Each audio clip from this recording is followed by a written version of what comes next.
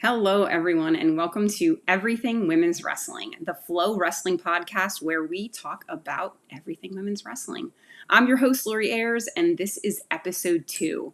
Today, we are going to be joined by a grassroots leader of women's wrestling in Iowa, Dr. Charlotte Bailey. And I'm going to be asking Dr. Bailey questions like, why in the world is Iowa still a gray state on this map?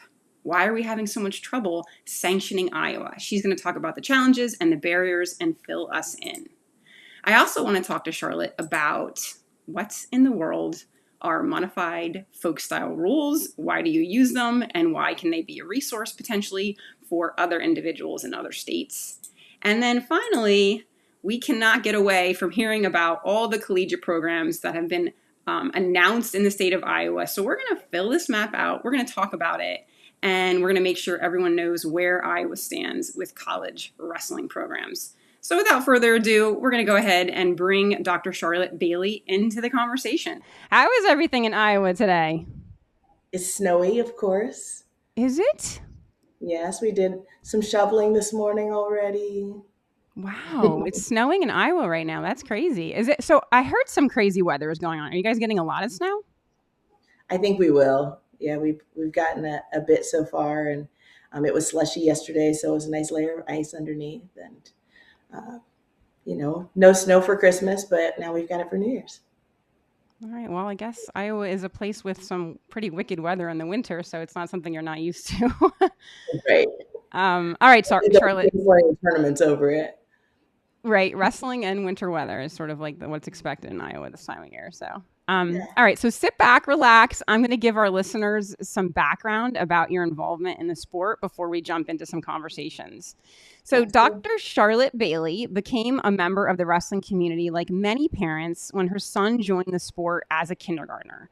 But when her daughter decided to wrestle in junior high, Charlotte saw firsthand the opportunity gaps for female wrestlers, and Charlotte got to work. In 2012, Charlotte and George Bailey co-founded Female Elite Wrestling, a nonprofit and Iowa's first USA Wrestling chartered club dedicated entirely to empowering young women. Charlotte has been the women's director for USA Wrestling Iowa since 2014. In Charlotte's tenure as Iowa USA Wrestling Women's Director, female membership has grown from 56 in 2014 to 275 wrestlers in 2021.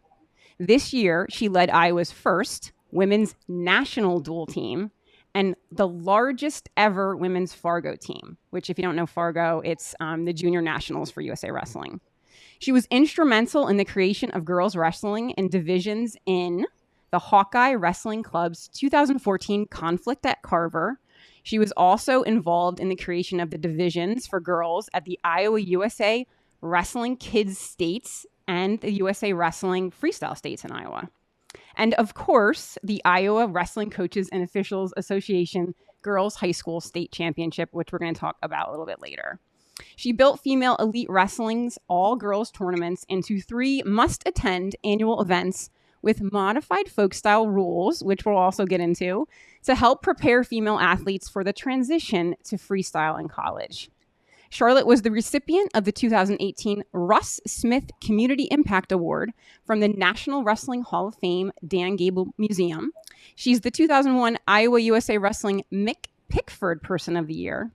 In a nutshell, Charlotte, you are a visionary leader committed to empowering women and elevating wrestling. And I'm completely honored to have a conversation with you today. So you must be exhausted after all of that. It is a lot to do, but when you do something that you love, you know how that goes, right? I do. So, all right, Charlotte, first question for you is, what was your reaction when you heard about Midlands being canceled? That came really quickly with the Hawkeye Open being announced. So I was a little excited at first at the idea that some exciting wrestling was going to come closer, especially though had been looking forward to Midlands because they had added a women's division this year. I know. I'd heard about it for, I feel like a while that it was coming. So it was disappointing. But I agree with you. I respected so much that they quickly jumped in, Wrestle Like a Girl, and, the Hawkeye Open and tried to put something together. Why do you think that didn't work out? I think the timing with it still being that holiday weekend and other schools having their arrangements already made to be in the Chicago area, I think that with more time, there's an opportunity for maybe three or big successful tournaments, across the United States in one busy weekend. Right. But it all came together that Illinois was able to host a tournament, and people were able to get some good mat time, though not the women. I know. And it kind of made sense for the men to be out there, right? They had already had the hotels, the flights. It was at the same arena. So for whatever reason, we just couldn't make that happen for the women as well, which is unfortunate. But next year, my fingers are crossed that we'll be out there. All right, so that's some sad news. Let's actually talk about a little bit of good news. So I don't know if you've been following the Women's Weekly that has been coming out, the articles that Kyle Klingman is doing for Flow. Have you been reading them? A little bit, yeah. Yeah. Okay. Well, I wanted to draw everyone's attention to it because we're not always expecting to have women's wrestling covered and to have Right. that expected cadence of articles coming out of some of the videos and interviews being done in a way that is on a regular schedule that we can tune into. So it's something we want to point out. And so last week in the article that Kyle put out, he had some information about actually some quotes from Terry Steiner about the position, the assistant coach's position for USA Wrestling national team. So I thought that was interesting. Did you happen to catch that article or read anything about that?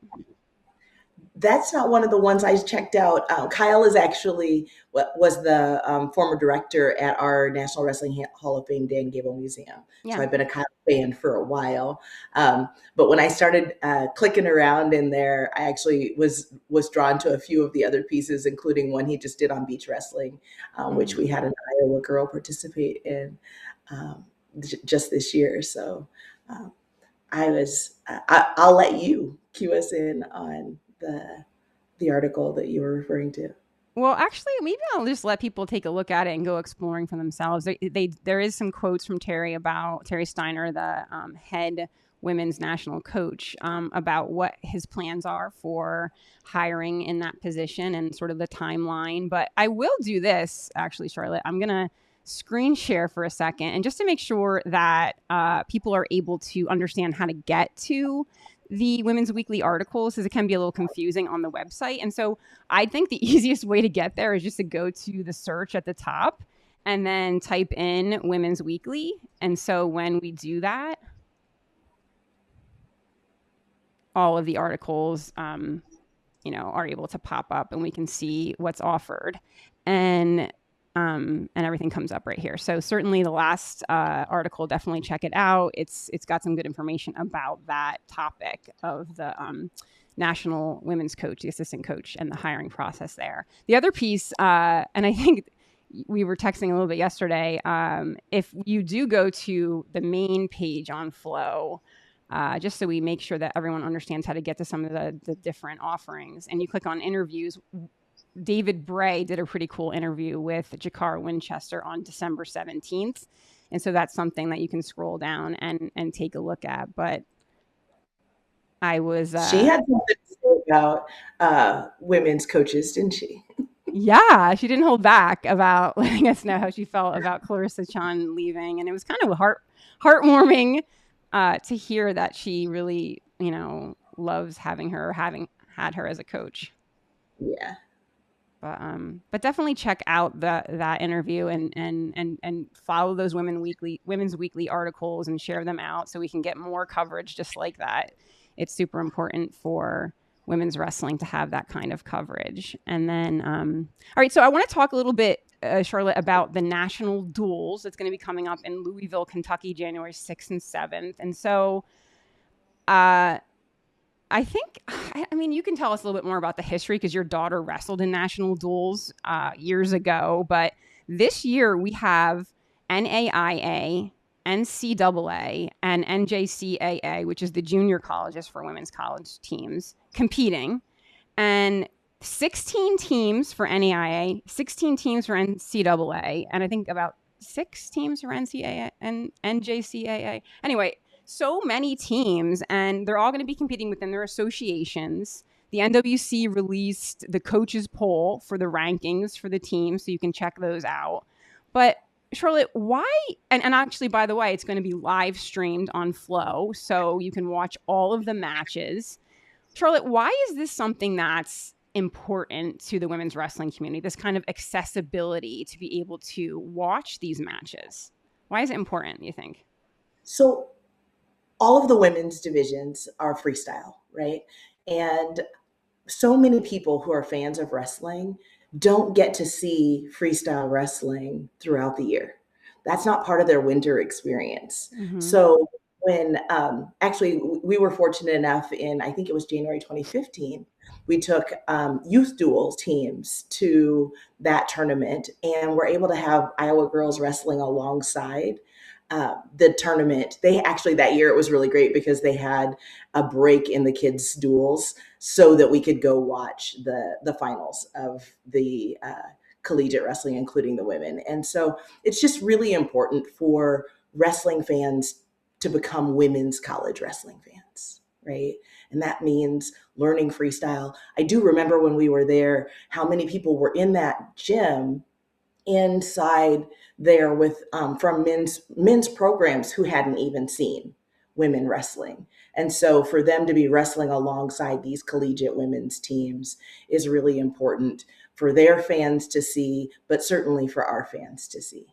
Oh, absolutely. And Charlotte, what years did your daughter wrestle in college? She would have been for that dual tournament. She started college in 2014, graduated in 2019, so she would have wrestled 2015 through 2019 at the NWCA.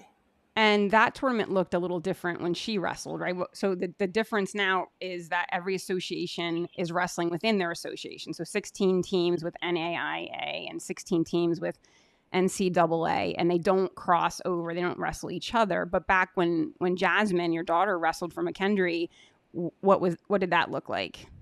So at national duels, it was just like the regular season for the WCWA. All of the colleges wrestled together. They didn't divide up into divisions. So it was really a true national championship in a sense that people from a junior college could come win a national championship against, D2 and D3 schools and wrestle the best of NAIA right alongside it too.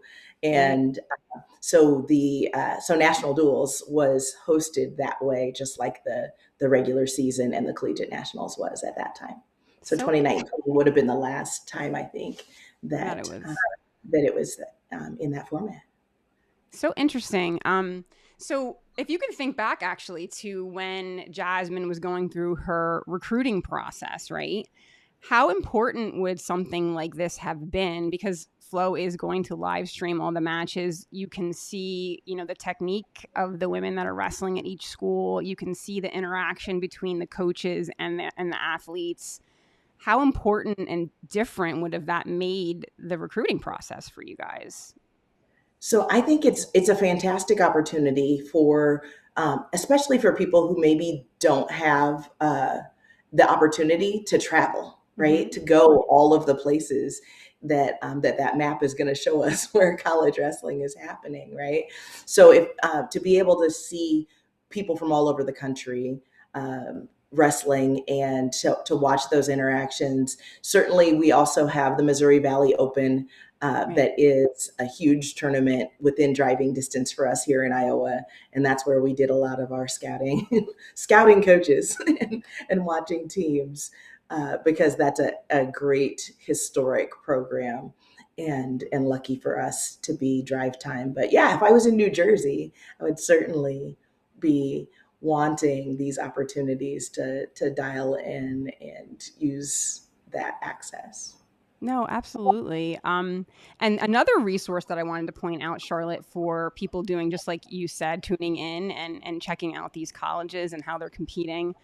NWCA, so the National Wrestlers Coaches Association, which just helps to actually put on the national duels. The event coordinator, Stacy Rushi, she has done an amazing job with the media guide for this event. And so I was so excited about it when I saw it because there's so much equity in it for what she lists for the women's teams as well as the men's teams because it's a multi-divisional event. And so I just wanted to give her a shout out. When I looked her up, it was so cool to see she's obviously an athlete too. So she gets it. She graduated from Penn State. She was a first team All-American for field hockey in 1991. She was in the Final Four in 1990 and 1991. So anyway, I wanted to give her a huge shout out. She did a fantastic job. And I wanted to just go over really quick to make sure everyone knew where they could access that media guide for the event. So here is the NWCA website, and you can go right to their, it's on their feed on their main page. You can download the media guide, and then it takes you right to this amazing resource, which lists, like, here's the women's NJCAA teams. Here are the NAIA, right? Isn't this awesome? Yeah. So the men's teams are listed right along with it. At the end here is the schedule of events, so you can tune right into those broadcasts and check out the matches that you want to watch. So super cool, and something that everyone should be following along with as they watch. So good stuff. Okay. So, and part of what we want to do on the podcast, Charlotte, is just this, right? Point out some of the ways to view women's wrestling, so we can gain access, and we know, how to increase our viewership. We don't know to tune in if we don't know what events are being broadcast. So thanks for going through that with me. All right, so we're hopping into the Iowa discussion now, Charlotte. So my first question about Iowa wrestling right now is, can you give us a little information? Everyone's a little, I think, nervous about the wrestling season with COVID and this new variant, Omicron. So give us some of what you're seeing is happening in Iowa with high school wrestling. Well, we were fortunate in Iowa to be on a pretty regular schedule last season, and I anticipate we will be able to stay on track this year too. Some individual wrestlers and teams may be impacted, as things play out, but we're likely to be right on schedule in late January for girls state, and our postseason for the IHSAA is in February, the 17th through the 19th, and that will be broadcast as well, I'm sure. Okay, awesome. Well, that's great to hear. We're all sort of keeping our fingers crossed that we can get a regular season in. So I want to stay on the high school topic here, but I want to jump to the topic of high school sanctioning. And so we're going to talk about all kinds of amazing things that you're doing and that Iowa girls and women's wrestling has going well for them. And I don't necessarily think that the sanctioning process is not going well. I'm certainly not saying that, but I do want to talk about some of the challenges and barriers to getting that accomplished. And so let's just first, I would love for you and I to, here we are in our new little view here in our scene, but I would love to talk through this map a little bit with you, because it is super interesting to see some of the states, right, that have sanctioned and the ones that haven't. So what strikes you, Charlotte, when you see this map? So it's, I think the most important thing to kind of point out first is those 6 stars, right? There were 6 states that over a period of 20 years really were, breaking ground, creating opportunities, and all of the rest of the blue that's filled in has really happened in just a few years. And I do also think it's important, like we're going to do today with Iowa, to think about, the states that are in gray are working hard too and creating opportunities, and they may just look different. But this approved, official, sanctioned championships, having so much of the state covered, is really just a fantastic testament to a lot of people's hard work. Absolutely. And I think what you just said is so powerful, because you're right. It didn't happen in this gradual progression that people might assume. Like the 6 states that you say that have stars here are those 6 original sanctioned states. And back in 2018, we were at that. We were at 6 states in 2018. So that has not been very much time in terms of jumping from 6 to 32. So why do you think that happened? Like who was responsible for that? And why was that able to kind of see that growth literally overnight? I think there were a few things that happened in the 2016 to 2018 timeframe. I think that what we saw happen from 2018 to 2020 is probably a reflection of what was happening from 2016 to 2018, if that makes some sense. There was, Okay. we saw it pop, but 2 years before that, in 2016, Helen Maroulis won an Olympic gold medal. Mm-hmm. Yep. And Joan and Andrea started their work Mm-hmm. with USA Wrestling's High School Development Committee, right? And those efforts, reaching out, communicating the ideas that what was working in other states, what wasn't working in other states, just looking at the approach, Mm-hmm. USA Wrestling, and specifically Joan and Andrea, getting involved, helping grassroots people figure out how to do this and how to move that conversation forward, and really not having everyone have to go it alone made a tremendous difference. During that same time, Wrestle Like a Girl was moving things forward as well. I'm sure that it was on the drive to or from Fargo in 2017 that I'm on the phone with Sally Roberts from Wrestle Like a Girl talking about getting colleges to write letters to go in the emerging sport application for the NCAA, Yep. right? And Tom and Terry Brands, made sure that the University of Iowa was included in that packet of letters of support telling the NCAA that they need to be doing this emerging sport process, which is long, right? We're Right. gonna, we get to it in 2020. We see these amazing things that happen 2018 to 2020, but we really have to know that from 2016 to 2018, Mm-hmm. and in lots of ways, in lots of places, far far beyond that historically too, several things were coming together. And I just really think Wrestle Like a Girl, NWCA, USA Wrestling, some partnerships started happening, especially around that NCAA emerging sport application. And those opportunities and that kind of awareness really create space for people to start having conversations about what girls' opportunities exist and didn't exist in high school. That was so well said. And I think what you pointed out in terms of all of these different national organizations coming together and having a, combined voice, right? So Joan and Andrea, who you mentioned, are the leaders in the high school development committee through USA Wrestling.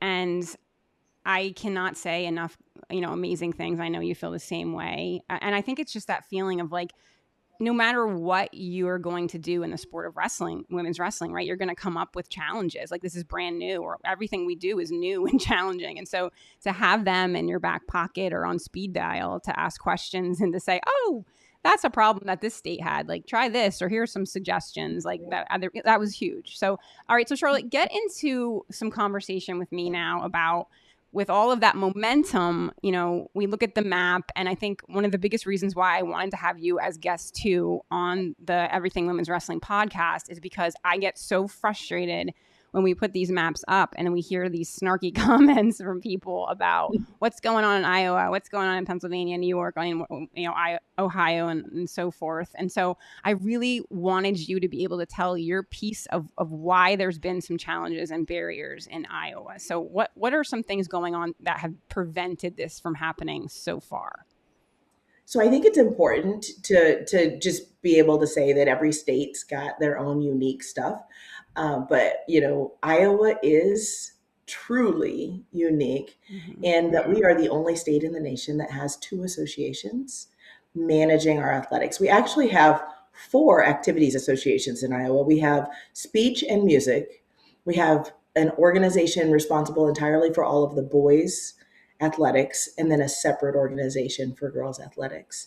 And Iowa was groundbreaking in having women's basketball in 1920. By 1926, they ended up with the separate organization for our athletics. But really, when you look at what schools are doing in other states, you have one association where wrestling already lives, and there's an opportunity to add a division, right? Right. We have 1A, we have 2A, we have 3A, and we have girls. In Iowa, our Iowa High School Athletic Association has all of this history, all of this experience, all of this knowledge, and no legal authority. to sanction girls wrestling. So we have a separate organization that's responsible for that. And so IHSAA does not meet Title IX requirements because they're responsible for boys and someone else is responsible for the girls' opportunities. And from the Iowa Girls High School Athletic Union standpoint, there are 10 sanctioned sports in our state, and women's wrestling is essentially the same as any of 100 other sports that they don't sanction, right? So they have 10 sports that are sanctioned for girls. And over the last few years, as every time somebody makes an announcement and another state turns blue on your map, right? People get fussy because, they're like, why aren't we moving forward faster? And so we did end up having to advocate for ourselves and communicate with the Girls Athletic Union about what was the process going to look like. We were great in breaking ground at creating the first 7 or 8 sports for girls in Iowa, even before Title IX existed in 1972. But then have only added bowling and soccer since then.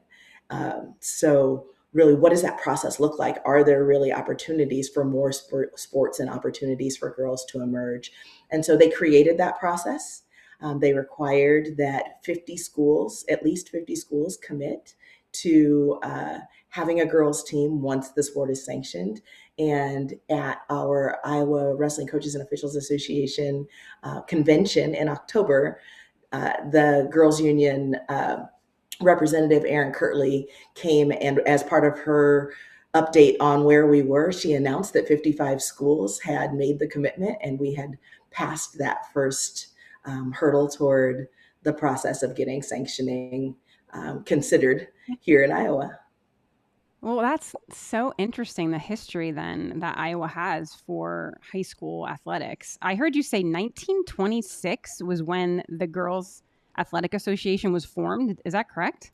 Yeah, it was 25 or 26. Oh, 1927, founded in 1927. I guess the fight about it happened in 25 or 26. Well, because there wasn't much happening in women's athletics in 1927. So you could really make a case that Iowa was, very avant-garde in terms of what they were offering. Yes. How many sports, Charlotte, right now does Iowa have for girls and compared to boys? There are 10 for girls. There are 11 for boys. Most of the sports are the same. The differences are in the fall, Iowa has girls volleyball and boys football. Okay. Right? And then we have wrestling, but for boys, but not for girls. So that's our difference. Okay, so you're not there yet, but it sounds like we're making some great progress. So fingers crossed. Maybe we'll hear news. So the real holdup was once they created this process and said 50 schools had to commit, it took us 3 years to get 50 schools to commit, right? And so we had to create other opportunities in order to get to the point where schools felt like this was something viable that they could commit to.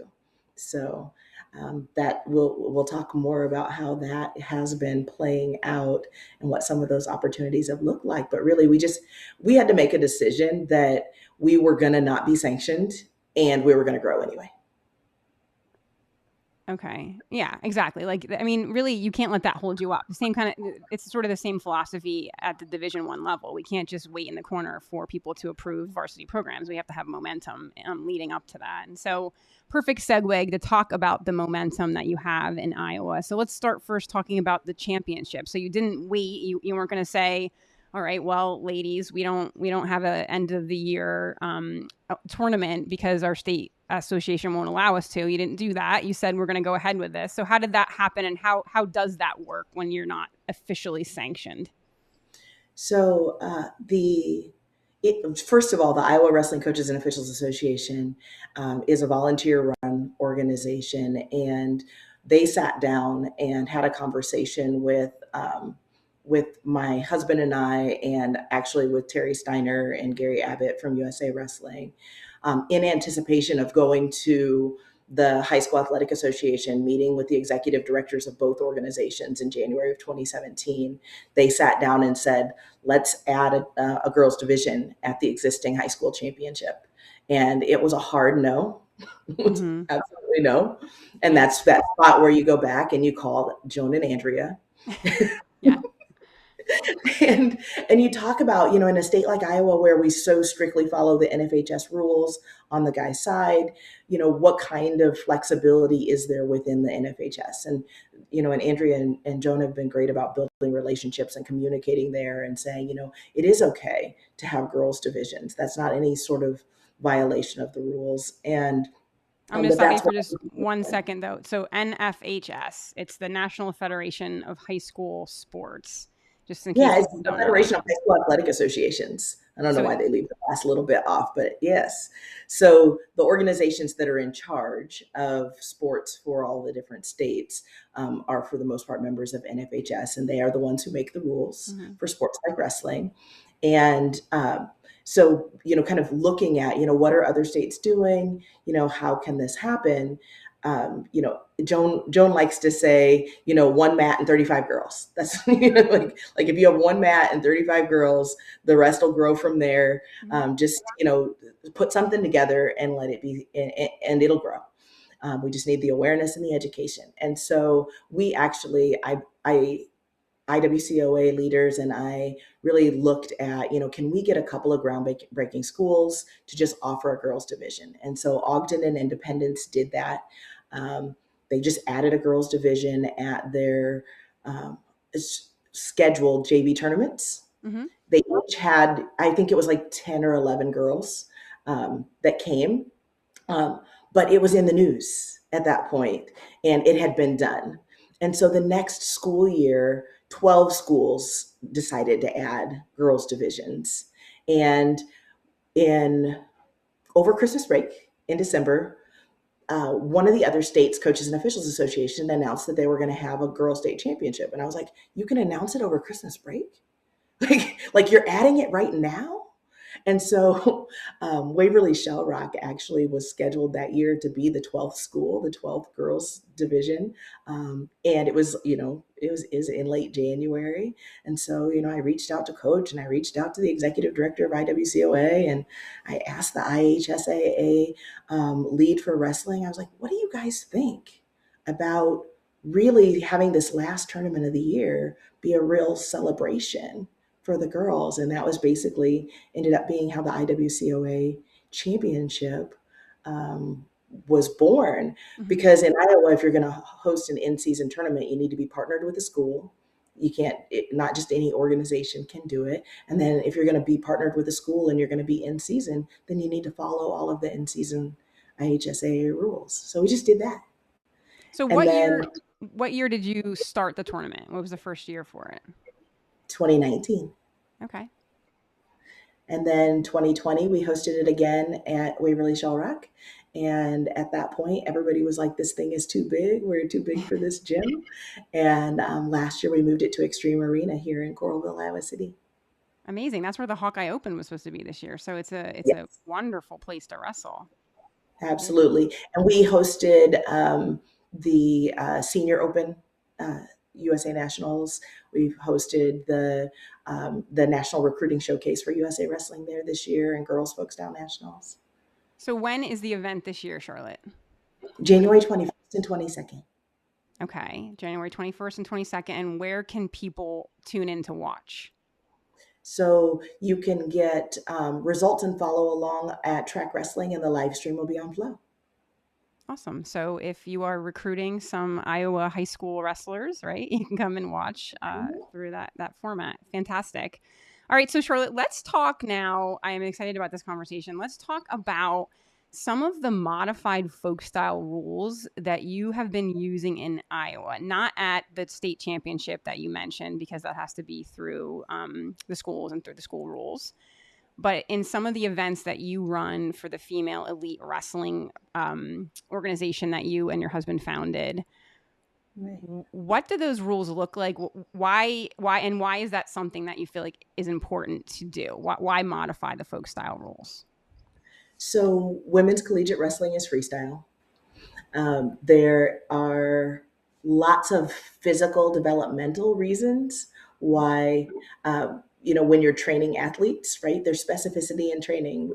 We do things on purpose to prepare ourselves for the kinds of things that we want to be able to do. And in freestyle in college, you're going to need to know about that out of bounds, right? So that push out point, that zone awareness that you get when you learn to wrestle a different style, when you wrestle the center, so important in freestyle, so important for women in general, and a really easy modification to make for a folk style format tournament. So in Iowa, we have a lot of folk style. We have a lot of folk style officials. We have a lot of folk style coaches, and we have 90% of our girls who are starting wrestling are starting in middle school or high school with that infrastructure. And so if we keep the rules, what works for everyone, but modify two things that are really important for female athletes developmentally, we have all neutral restarts as our first rule change. We have a step out point. If you're in neutral and you go out of bounds, somebody's scoring a point. And that is those are the two rule changes that we actually have been using since, I'm going to say, 2015. We use it for our national dual tournament that we host in the fall. We use it for Conflict for Charity, and we use it for our feud championships. And then a few other organizations have picked it up at different times. Some of the AAU events in our state actually also will use modified folk style rules for the girls divisions. Okay, I mean, because the fact is, right, that all 32 states that have sanctioned women's wrestling or girls wrestling at the high school level, we're wrestling in the folk style format. Yet Absolutely. we wrestle freestyle in college, so there has to be some bridge or some ideas that we put forward that helps these girls get to that freestyle format. So two rules I heard you talk about, which is all neutral restarts and then that push out rule at the edge. And so what kind of feedback have you gotten from the officials that have been working, it sounds like maybe only folk style matches, and then they have to adjust to these modifications? What feedback have you gotten from them? So ultimately, they love it. We try to bring in a few new people each year as our tournament grows, but the officials want to come back. They think it's fast paced. They think it's exciting. They like not having to keep track of whether it's red's choice or green's choice. The action moves well, and it really doesn't change any of the scoring on the mat or any of the other things that they have to do. They literally on the edge are keeping track of, do I consider these wrestlers in a neutral position? Did they go out of bounds? Right? There's, Right. and they went out of bounds. And I talked to our fans, I talked to our coaches. I was like, we're not just trying to grow women's wrestling. Growing women's wrestling isn't just about the athletes, it's also about the officials. So you can't be a jerk to the officials Right. and expect us to be able to grow officials, right? So, like, I tried to make the rules as simple as possible in terms of leaving very little to interpretation. And if you can just, like, you know, coach your athlete to not be on the edge and to not be ridiculous and, like pull somebody across their back because they were afraid to step out. But I mean, the same things you want your Fargo team to know, these girls are learning because they're getting an opportunity to practice that zone awareness and, use the center of the mat. It's fun.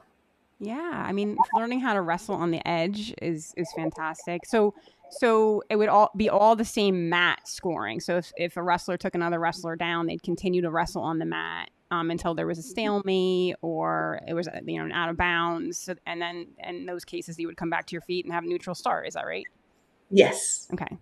absolutely. And I'm a physical therapist, and so how people train and what they do physically matters.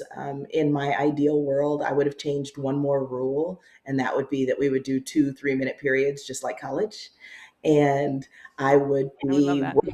working on our cardio. But again, track wrestling, flow arena, like their systems aren't really set up for for every little thing to be modified, right? There isn't there you can when you go in and you set up your tournament, you set it up for folk style, collegiate folk style, freestyle, or Greco, right? Like the system is built for certain things. And so if I stay really close to um, the rules that are set and that the system and the infrastructure is ready for and that the people are ready for, um, then that gives us a lot of leeway. It doesn't take very much time at all to train the table workers to do their plus ones for those step out points. You just got to make sure they aren't putting them in as penalties and move on. Well, I think it's a great resource and something people should check out, even if they use it for, just low key informal matches in the room to get girls to understand and transition to freestyle after the winter season. So I'm going to go ahead and just flash up your website, Charlotte. So it isn't up quite yet, but you said you would be willing to put up a little more detailed information on the Female Elite Wrestling website on those modified rules if anyone wants to check them out. So thank you so much for doing that. Absolutely. So it's the guidelines that we put out when we're orienting new officials, with lots of situations and scenarios for them to think through. I think it helps to be able to see it in writing and kind of think it through before you're trying to call that match for the first time. No, awesome. It's a great resource. So thank you so much for walking us through that. All right. So we're going to switch gears now and talk about Iowa USA Wrestling and your involvement there. And so both of us share sort of a similarity. And I'm the women's director in New Jersey, and I'm a newbie compared to you, Charlotte, because you've been doing it since 2014. So just interested to hear a little bit about your take on the growth in Iowa that you've seen in USA Wrestling Iowa. So what does that look like right now? So when I first started in the role, our women's director took a college position in another state, and so I got appointed to fill in for my daughter's senior year of Fargo as women's director. And at that point in the process, Fargo was really the only Iowa USA experience opportunity for girls. And so, somebody got them uniforms and they showed up and competed. There was no qualifier event. There were actually no girls Iowa USA tournaments in the state at the time. We didn't have a training camp. We would typically have, 5 to 6, maybe 8 girls participating in that USA Wrestling event. And so I knew that was entirely different than my son's experience, who had schoolboy duels and junior duels and cadet duels and all of these other opportunities where he made friends across the state and really built his wrestling family. So I knew that it could be different. And I made the logo that's behind you as one of my first things. I'm like, hey, Iowa USA Wrestling has girls and women who wrestle. And our board was supportive. USA Wrestling has a state office that helped kind of finalize that for us. And then we just started adding things. And so you mentioned during my bio that Hawkeye Wrestling Club used to run Conflict at Carver. Mm-hmm. And that was a USA Wrestling chartered event. And so, I partnered with them and had a girls division added to that tournament. And then Female Elite Wrestling started adding our own tournaments, which were also USA Wrestling events. And then we used the funds from our Female Elite Wrestling tournaments to offer sponsorship, to purchase USA Wrestling memberships for middle school and high school girls who are new to the sport, so that if they're getting ready to make that transition and try something outside of school for the first time, it's not just completely overwhelming, all of the things that you have to buy, right? To get your membership, to get into the event. And so part of it for me as Iowa USA Wrestling Women's Director was really looking at was Iowa USA Wrestling creating opportunities for people to use and value their membership, right? So it was all about member value, right? If you have to buy a membership to compete in one tournament for the whole year, right? Where's the member value in that? So really just trying to create that sense that there were more ways to use it throughout the year, and kind of getting that first hurdle over with, being set up, and that's really a big part in how we've grown our USA Wrestling membership. And as girls started showing up for clubs, right, that's where USA does well. That's also our downside, right? So we rely on clubs to do everything for getting people aware, like you said, of where to be, of what to watch, and those sorts of things. And so Iowa USA Wrestling is working on being present and in social media and other places where people are used to looking for information. So, Yeah, because that's such a great point. There's such a tradition in wrestling through the different state associations. Word of mouth, right? Mat side conversations, information that boys and men get through their club system. A lot of that doesn't exist for girls and women. And so we do have to think a little differently and be more intentional in the way that we market to girls and women that are coming out who are newer or even experienced for that matter and are part of our state associations. So really great point. and in Iowa, a lot of our girls are multi-sport athletes. They are competing for their school every season in something, to the extent that they're able. We have this room for growth for girls wrestling in the winter because Iowa's high school sports are bowling and basketball, and those are the only two offered. But in other seasons, they're playing volleyball and they're running track and they're playing soccer, and in the summertime they're playing softball. But we have been working on ways to accommodate that, right? We host our Fargo qualifier on a Sunday for the girls so that if they were running track in their state tournament series and trying to qualify for state, they can run track on Saturday and maybe go to prom or whatever, and then come qualify for the Fargo team at Freestyle State on Sunday. Well, we have so much that I still want to get to, but one thing you just said that is so interesting, and I don't think people realize it because you are probably so used to it, but your state athletic associations for boys and girls offer baseball and softball in the summer. Yes. That is, I don't think any other, and not to my knowledge, that any other state does that. So that makes it so challenging. So those athletes aren't in school, but yet they're competing for their state athletic association in the summer. Yes. And so I would imagine that is tough to form these national dual teams in the summer for USA Wrestling, these national, junior national teams like Fargo with women also in their softball season. Absolutely. So they are. We're typically like at Fargo camp because we now do have camp. That's one of the many things that we've added, right? But we're at Fargo camp and actually in Fargo when some of our star softball players are in that final stretch of the season trying to earn their help their team get to state. Wow, that's crazy. It's a crazy choice to have to make, really. Yeah. Oh, it is crazy. But all right. Well, speaking of other crazy things, I do want to jump into this because we're trying to keep it under an hour and I could talk to you for hours and hours. But what in the world? It's so I feel like we were putting together this graphic for the college programs in Iowa and we had to make like 3 edits on it, Charlotte and I, because it has been such a windfall of college programs adding in Iowa. So, Charlotte, I'm going to switch to the map that you and I collaborated on.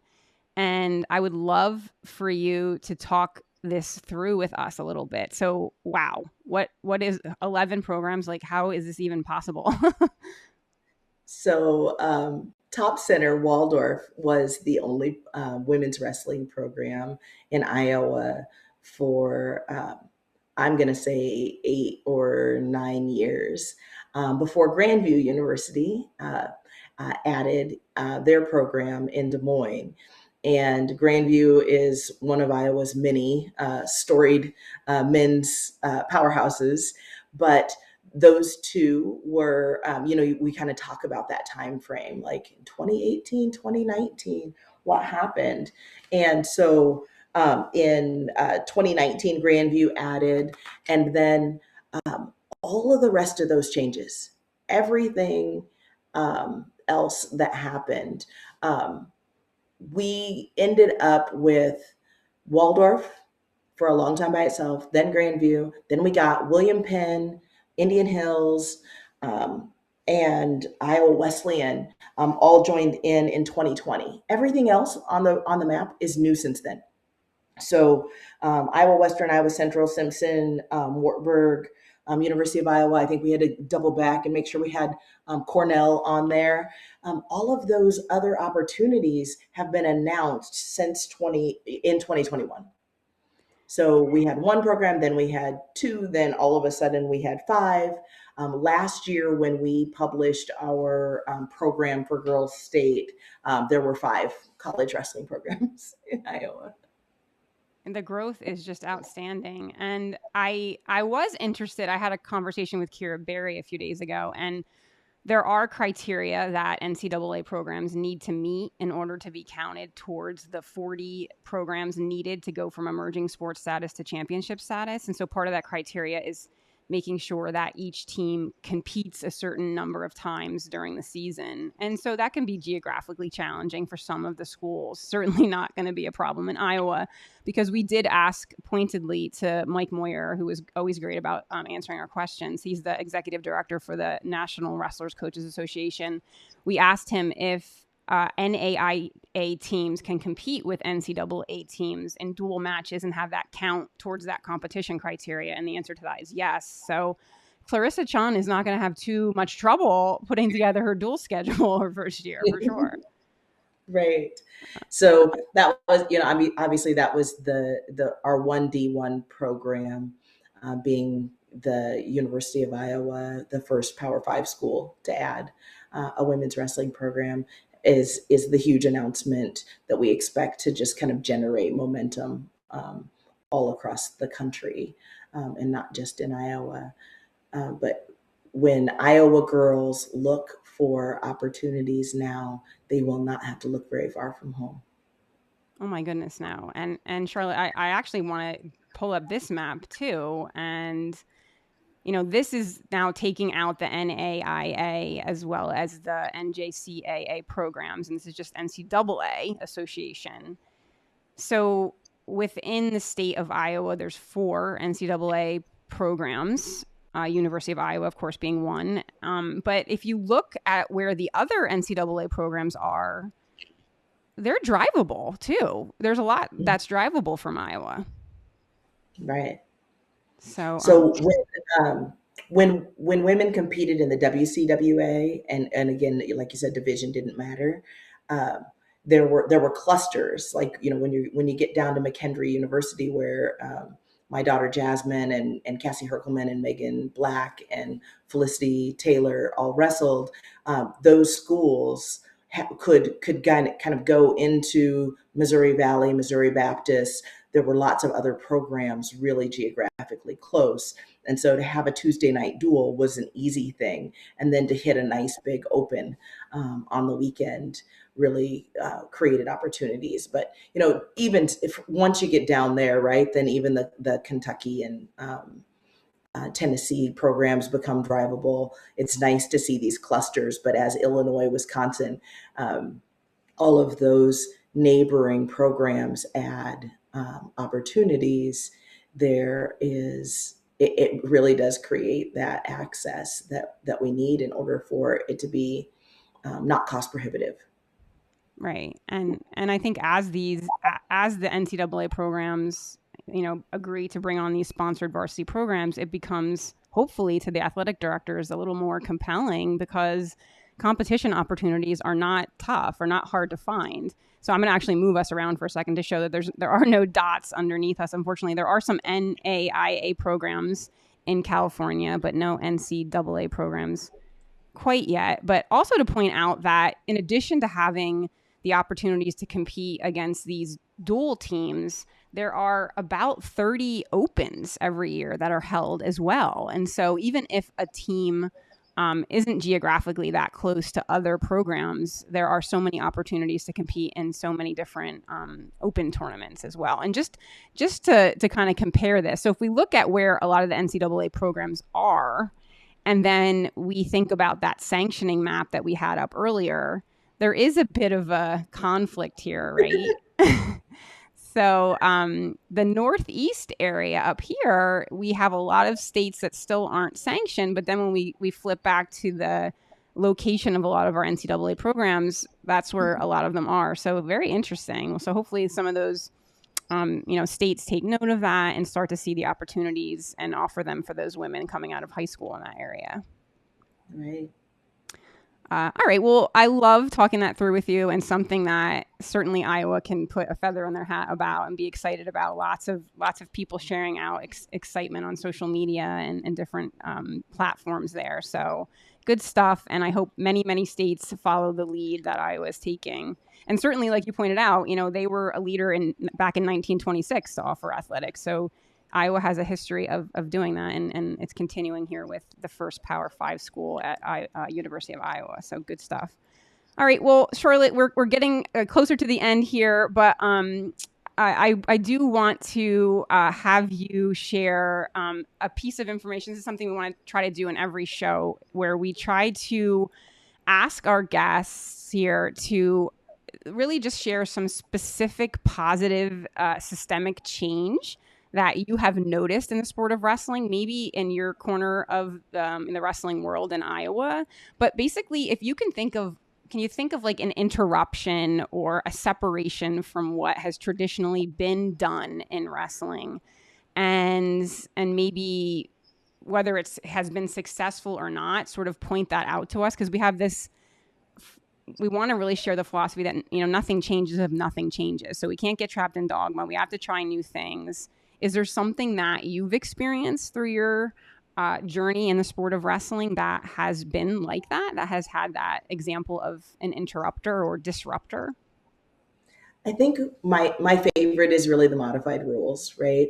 The number of people who've been willing to just, figure it out, put together a dual team, come support our charity event, and not be freaked out by the fact that we changed the rules, right? Mm-hmm. And really recognizing that that there is some value for the girls in, not spending 2 minutes proving they're stubborn and that their shoulders are flexible and that they just don't want to get pinned, right? But letting them get back to their feet and really get experience. And so as we look at, more opportunities to be successful moving forward, I think really being open to the idea that what girls and women need might be different than what we're used to offering. And being prepared to have those challenging conversations, really looking at how not to create all of the same problems that our systems already have by insisting on just doing exactly what the boys have been doing. And for the whether that means that as that we're moved from fans who yell at officials to people who are volunteering to be officials, right? So that we can get that feedback and have some credibility, but recognizing that if we want to sanction, if we want to move forward, that we need to be on the right side of some of these things, and that means doing work ourselves too. Awesome. Well, the last thing I have for you, Charlotte, is this is the portion of the show that I like to call the Jackie Davis flip the script portion. So Jackie had this great idea, and really it originates around the concept of what can we be doing better as a wrestling fan base, as a women's wrestling fan base. What should we be tuning into? How can we be better consumers of the sport of women's wrestling? So is there anything specific in the state of Iowa that you think people can be doing better to amplify or support girls and women's wrestling? I think the time is now to become women's college wrestling fans, right? There were 5 programs last year. Now there are going to be 11.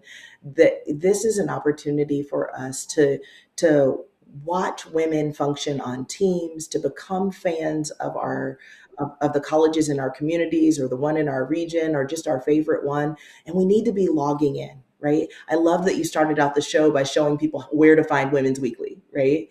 And we didn't know where to look. And so as we start looking at these opportunities, we need to be fans truthfully, of more than just our own kids, right? I know we can get really busy with our families, but really being fans of women's wrestling, recognizing the amount of effort that these college and Team USA women are putting in, and knowing, just as better consumers, where to find them and showing up for them. I love that. And so you had pointed out that everyone in Iowa can tune in and watch the state championship through FloWrestling Live. We Mm-hmm. hope that everyone in Iowa is going to tune in and watch, like you said, the national duels coming up January 6th and 7th. That schedule is on the NWCA website. And so, Charlotte, thank you so much for being here. Did I miss anything? Is there anything else that you want to share before I let you go? No, we did a lot. Yeah. We got a lot covered. I really appreciate you putting everything women's wrestling out front for for this space to exist, and to put some women's voices in it. I'm really grateful for the opportunity. Thank you. Oh my gosh, me too. Well, thank you again, Charlotte, for your time today. I learned so much. I know the listeners did too. So until next time, have a great one. Happy New Year. Happy New Year.